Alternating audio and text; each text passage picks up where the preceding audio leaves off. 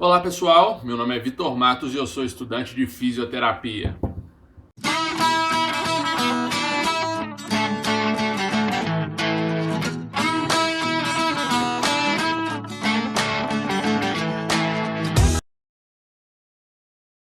Galera, então é isso aí. Hoje a gente vai falar do método CABAT, tá certo? Ou CABA, né? Eu vi uns vídeos aí no YouTube que tinha uma galera que arrancava o T na pronúncia aí e só dizia simplesmente CABA ou método CABAT, também conhecido como FNP, né? Facilitação neuromuscular proprioceptiva.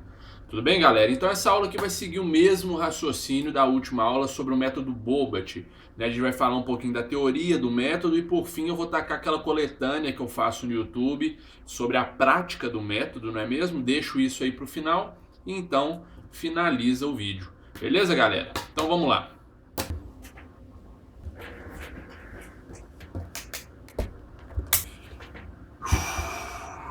Beleza.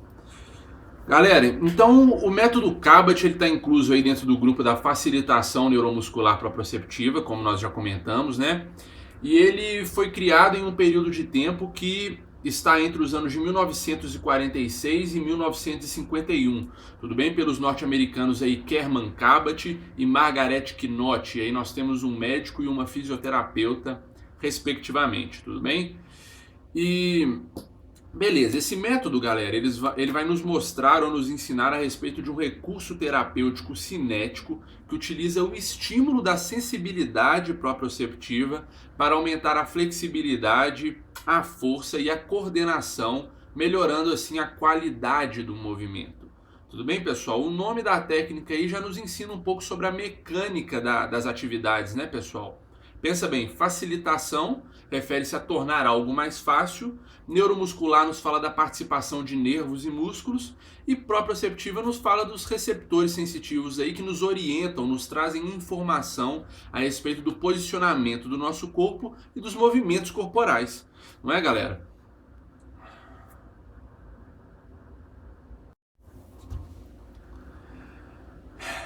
Então, pessoal, a técnica e o método de tratamento utilizado visa obter a máxima quantidade de atividade que se pode conseguir em cada esforço voluntário, com o maior número possível de repetições dessa mesma atividade para facilitar a resposta.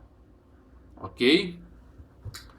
Então, galera, é o seguinte: esse método, o CABAT, ele foi pautado e construído em certos princípios que a gente precisa conhecer, porque a gente precisa aplicar, né, toda vez que a gente for trabalhar com esse método aí, tudo bem? E a gente vai encontrar princípios diferentes, ou melhor, princípio com nomes diferentes, dependendo da literatura que a gente estiver usando, mas a ideia principal é a mesma, tudo bem? Então são 8, 9 princípios aí, e a gente vai tentar listar eles aqui agora, tudo bem? O primeiro princípio, galera, é o princípio da orientação manual, beleza? Ou contato manual. O segundo princípio é a orientação verbal. O terceiro princípio é o princípio da irradiação. A gente tem princípio também do estiramento. Princípio da resistência, galera, que é a resistência máxima ideal para aquele paciente ou para cada paciente. Tudo bem? A gente ainda vai ter um princípio que nos orienta sobre o contato visual. A gente tem um princípio que nos fala sobre sincronização de movimento. E o oitavo princípio chama-se tração e aproximação, que em alguns lugares vai receber o nome de princípio da coaptação articular, que faz referência aí ao movimentos das articulações que precisam ser orientados ali dentro de toda a atividade.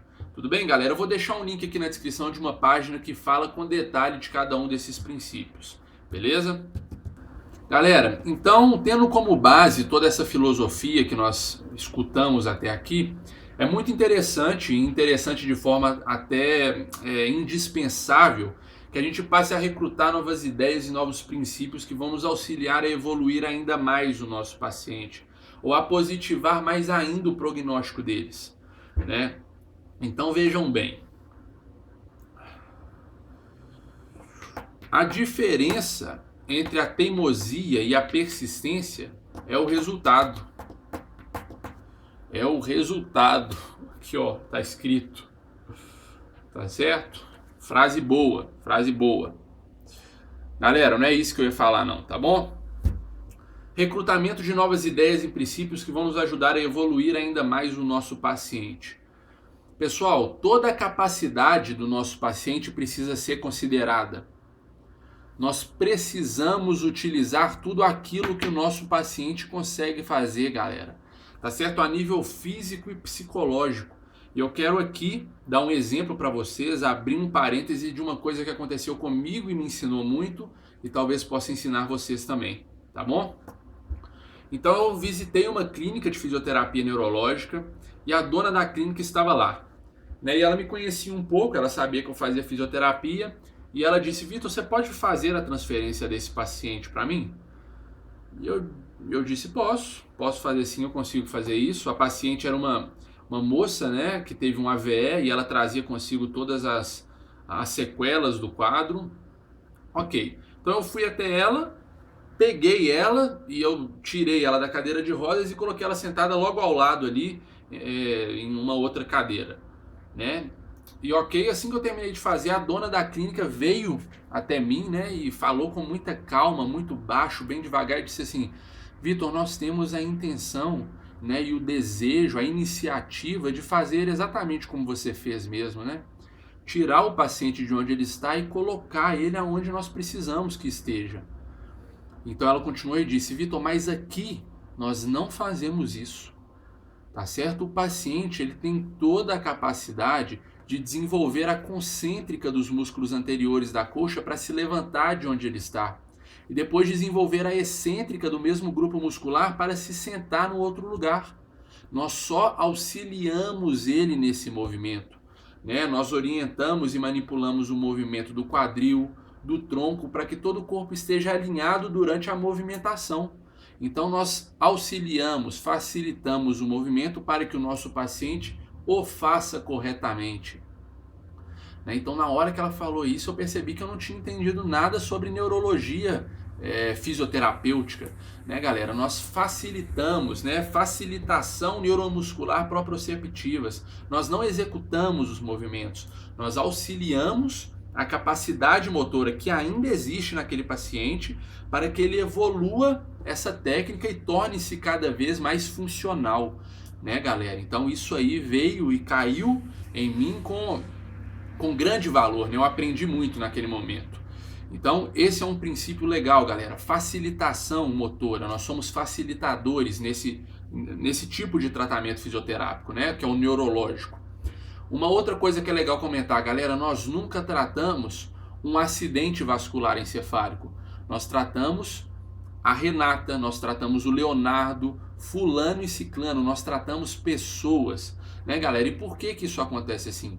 Porque as doenças, galera, elas são a mesma. O que muda são os pacientes, né, galera? Então, o tratamento de um acidente vascular encefálico em uma pessoa pode ser diferente em outra pessoa, sendo a mesma doença, pode ser diferente, né, galera? Isso porque os indivíduos diferem, né, um dos outros aí. Então aquela pegada que a gente escuta desde os primeiros períodos aí de atuação holística, atuação biomédica, né, galera? Não é à toa que essas coisas são ladainhas, né, pessoal? E são repetidas por aí de forma a ficar até chata para quem escuta, né, galera? Isso acontece porque elas são de fato muito importantes. Então nós nunca consideramos um membro específico ou a doença especificamente. Nós tratamos fulano que tem determinada doença, né? Então nós desenvolvemos um tratamento em cima daquela vida, né? Que carrega, infelizmente, um tipo neurológico de acometimento, né? Isso dentro aqui do método Cabot, né? E em todos os outros métodos de neurologia fisioterapêutica. Tá certo, galera? Então, tudo isso aí é muito legal ser considerado e juntado, agrupado a todos os outros princípios do método Cabot ou FNP, beleza? Uma outra ideia da FNP também, galera, é a aplicação de técnicas no lado íntegro do paciente para que atinja-se então o lado contralateral que está comprometido, tá bom, galera? Isso aí a gente dá o nome de tratamento indireto. Então, pessoal, essa ideia vem para nos ensinar e nos mostrar que através de movimentações bilaterais, pessoal, é possível proteger e apoiar o lado debilitado do nosso corpo. Isso tudo porque, uma vez que nós estimulamos um dos nossos membros neurologicamente para que o movimento aconteça, esses neurônios que levam a informação, eles também irradiam a mesma informação que atravessa o nosso corpo e atingem os neurônios que funcionariam o outro lado desse corpo, galera. Então eles são estimulados e apoiados, eles são motivados a sincronizar os movimentos das partes corporais. Tá certo, galera? Então a gente vai ter alguma coisa que ganha o nome de esboço de contração muscular no lado hemiplégico, né, pessoal? Então a gente vai começar a observar aí, na verdade Magdalon em 2004 observou pela primeira vez esse tipo de atividade, né? Uma vez que a gente desenvolve esse tipo de movimentação aí bilateral, a gente vai ter uma irradiação do estímulo que está sendo trabalhado no lado íntegro e a gente vai ter uma facilidade de movimento no lado debilitado. Fato esse que evolui e desenvolve positiva todo o tratamento fisioterápico, né, galera? Incrível a capacidade do ser humano, incrível. Tratamento indireto é o nome, beleza? Pereira nos ensina ainda, galera, isso aí em 2009, que os exercícios de FNP têm por objetivo aumentar a ADM dos indivíduos, ou seja, a amplitude do movimento deles, não é mesmo? Ele ainda diz que os exercícios de FNP têm a capacidade de positivar a resposta dos pacientes diante um estímulo de esforço, ou seja, esses pacientes passam a ficar mais fortes, né, galera? Então ele fala que com o passar do tempo a gente consegue observar uma diminuição do déficit motor desses indivíduos, galera. Ou seja, eles conseguem ganhar qualidade de movimento, né, que a gente citou lá no início do vídeo, que é justamente o objetivo da aplicação da técnica, né? Aumentar ou melhorar a qualidade do movimento. Então esse aumento de qualidade do movimento entrega a esses pacientes, galera, a capacidade de passar pelos desafios da vida diária, né? Uma vez que eles consigam se movimentar de forma funcional, né? Galera, a FNP inclui ainda o processo de aprendizado motor, tá certo? Chamado aí também de retenção funcional das atividades que foram aprendidas recentemente, né? Então nós vamos reter aquilo que fazemos ou a forma como nos movemos, né? E isso aí acontece através de repetição, né, galera? Repetição periódica de uma demanda específica lá da atividade, né? A FNP inclui ainda, galera, a utilização do desenvolvimento do comportamento motor, tá certo, galera? Desenvolvimento do comportamento motor. Esse fato permite ao paciente criar e recriar estratégias de movimento que são ideais para a biomecânica daquele corpo. Tá certo, galera? Então a aplicação da FNP sempre vai considerar o contexto do paciente, né, pessoal? E na verdade, todo tipo de método aí neuroreabilitativo tem que considerar o contexto do paciente. Porque pensa bem, os movimentos típicos de um corpo, de um ser humano que era um escritor, eles vão ser diferentes dos movimentos típicos de um ser humano que é um engenheiro, por exemplo, né? Então a reabilitação neurológica, uma vez que ela visa restaurar a funcionalidade do corpo, ela precisa considerar o contexto, né, para reincluir esse ser humano naquilo que ele costumava fazer. Vocês entendem, pessoal? Funciona assim, considerando o contexto, a gente desenvolve o comportamento motor para reincluir o paciente no dia a dia, né, torná-lo funcional novamente, beleza? Então, galera, os padrões de facilitação utilizados no método Cabot, eles vão ser aplicados nas articulações, tá certo? Para tratar os membros superiores, nós vamos aplicar na articulação dos ombros, e para tratar os membros inferiores, nós vamos aplicar nas articulações do quadril, beleza? Claro que várias outras articulações vão participar, mas nós vamos focar aí, né, a nossa manipulação nessas articulações aí, ombro e quadril, beleza? Então, galera, em 2007, Adler definiu para nós que cada membro possui duas diagonais. Membro superior tem duas diagonais e membro inferior tem duas diagonais. E eu trouxe aqui para a gente a definição que ele criou de cada uma dessas diagonais, né? São duas em cada membro e eu, né, resolvi dizer aqui ou colocar no vídeo para vocês. Então, a primeira diagonal do membro superior ele definiu como flexão, abdução e rotação externa, e a volta da diagonal, extensão, adução e rotação interna. A segunda diagonal do membro superior, flexão, adução e rotação externa, e a volta da diagonal, extensão, abdução e rotação interna. Agora a diagonal de membro inferior, a primeira, flexão, abdução e rotação interna, e a volta dela, extensão, adução e rotação externa. A segunda diagonal de membro inferior, flexão, adução e rotação externa, e a volta da diagonal, extensão, abdução e rotação interna. Beleza, galera? Foi assim que ele definiu. Mas, pessoal, a gente sabe, quem já teve a disciplina e entende que é muito mais complexo do que isso.